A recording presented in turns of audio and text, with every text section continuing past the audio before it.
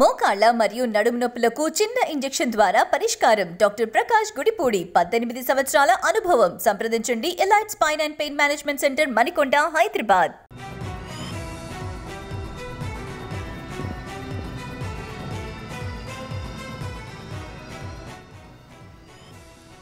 ఈ నెల 13 వరకు తెలంగాణ బడ్జెట్ సమావేశాలు జరగనున్నాయి. బీఏసీ సమావేశంలో తీసుకున్న నిర్ణయం మేరకు ఫిబ్రవరి 13 వరకు సెషన్ కొనసాగనుంది.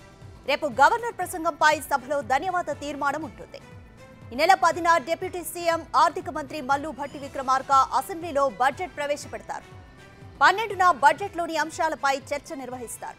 ఇక మరుసటి రోజు అనగా ఫిబ్రవరి 13న బడ్జెట్ను ఆమోదించడంతో బడ్జెట్ సమావేశాలు ముగుస్తాయి. అటు తెలంగాణ శాసన మండలి బీఏసీ కూడా సమావేశమైంది. మండలి చైర్మన్ గుత్తా సుఖేందర్ రెడ్డి అధ్యక్షతన కొనసాగిన మీటింగ్లో డిప్యూటీ చైర్మన్ బండా ప్రకాష్, శాసనసభ వ్యవహారాల మంత్రి శ్రీధర్ బాబు, ఎమ్మెల్సీ జీవన్ రెడ్డి, ఇతర ఎమ్మెల్సీలు పాల్గొన్నారు.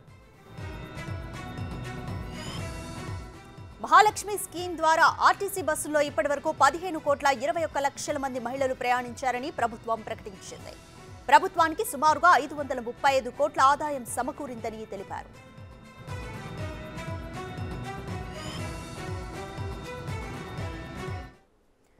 కంప్లీట్ డీటెయిల్స్ మా ప్రతినిధి సైదులు అందిస్తారు. సైదులు, తెలంగాణ బడ్జెట్ సమావేశాలు 13వ తారీఖు వరకు కొనసాగనున్నాయి. స్కెడ్యూల్ ఏ విధంగా ఉంది? బీఏసీ మీటింగ్ లో ఏమేమి నిర్ణయాలు తీసుకున్నారు?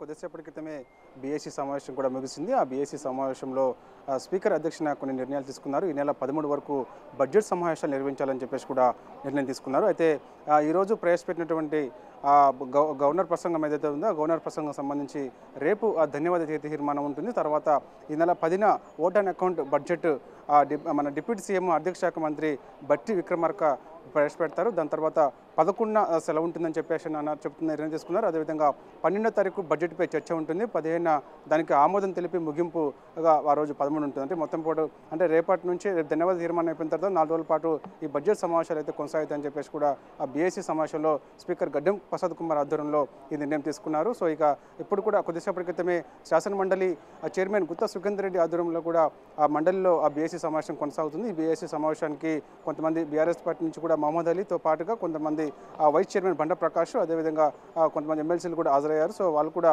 ఈ నెల 13 వరకే ఆ బడ్జెట్ సమావేశాలకు సంబంధించిన అంటే బీఏసీ సమావేశంలో నిర్ణయం తీసుకుంటారు. సో ఏదేమైనా సరే ఈ 6 రోజుల పాటు జరిగే ఈ బడ్జెట్ సమావేశాలకు సంబంధించి ఆల్రెడీ ఇప్పటికే దానికి సంబంధించిన బడ్జెట్కి సంబంధించిన అన్ని కూడా కంప్లీట్గా ఆయా శాఖలకు సంబంధించిన రూపురేఖలన్నీ కూడా దాదాపుగా పూర్తయ్యని చెప్పవచ్చు. ఎందుకంటే ఈ నెల మనం రేపు ధన్యవాద తీర్మానం పూర్తయిన తర్వాత 10న బడ్జెట్ సమావేశంకి సంబంధించిన అన్ని కూడా అందులో ప్రవేశపెట్టేందుకు సంబంధించి ఏర్పాట్లన్నీ కూడా దాదాపుగా పూర్తయ్యాయి. సో ఇక భట్టి విక్రమార్క 10వ తారీఖు ఓట్ అండ్ అకౌంట్ బడ్జెట్ ప్రవేశపెడతారు. సో ఏదేమైనా సరే 4 రోజుల పాటు అయితే ఈ బడ్జెట్ సమావేశాలు అయితే కొనసాగుతున్నాయి. సో ఇక ప్రతిపక్ష బీఆర్ఎస్ మాత్రము 4 రోజుల పాటు బడ్జెట్ సమావేశాలు నిర్వహించడం వల్ల ప్రజలకు సంబంధించిన సమస్యలు ఏదైతే ఉన్నాయో ఆ సమస్యలకు సంబంధించి ఇంకొక పరిష్కారం అంటే ఆ యొక్క సమస్యల మీద చర్చించేందుకు టైం లేదు కాబట్టి సో పొడిగిస్తే బాగుండని చెప్పేసి కూడా కొద్దిసేపటి క్రితమే బీఏసీ సమావేశానికి హాజరైనటువంటి ఎమ్మెల్యే కడియం సిఆర్ మీడియా ముందుకు వచ్చి చెప్పారు. సో ఏదేమైనా సరే అదేవిధంగా ఈరోజు మాత్రం కొంత ఒక సన్నివేశం అంటే జరిగిందని చెప్పవచ్చు. ఎందుకంటే ఈ బీఏసీ సమావేశానికి సంబంధించి బీఆర్ఎస్ పార్టీ నుంచి 2 పేర్లు